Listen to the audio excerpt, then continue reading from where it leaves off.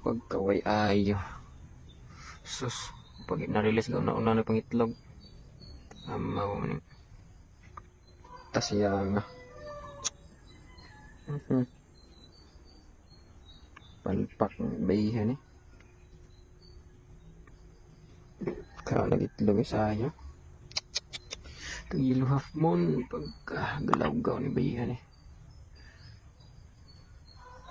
Ay, kasayang.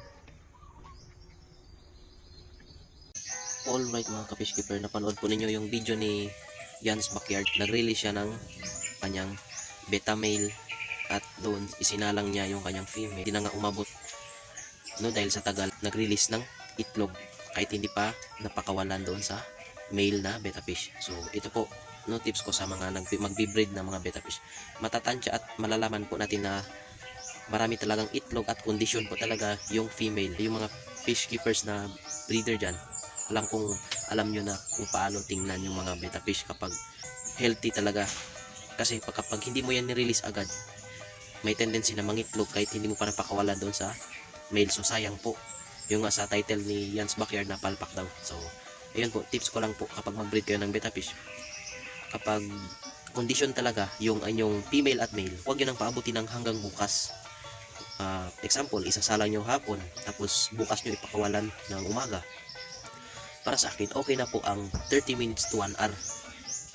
Kapag healthy at condition po yan, yung mga beta fish nyo, condition po talaga. So ganun lang po, 30 minutes to 1 hour, okay na po yun. I-release nyo na.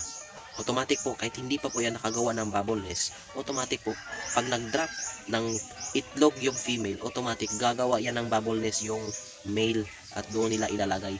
Minsan pa nga nakikita nyo na tutulungan pa ng female yung male na maglagay ng itlog doon sa bubble nest.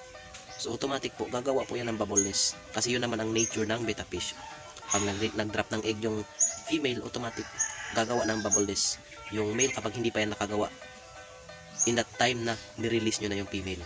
So automatic po gagawa yan ng bubble nest kapag nangitlog na yung female. So ganun po, para hindi yun mapalpak, hindi masayang yung mga pagod ninyo kapag nag-breed kayo ng beta fish. Huwag nyo nang paabutin ng bukas kapag condition yung inyong mga breeders. So maraming salamat po sa panonood. Kung napanood mo ito sa YouTube channel ko, mag-subscribe ka. Kung napanood mo man ito sa aking FB page, follow mo ko for more videos and tutorial. Tips na din. Maraming salamat po.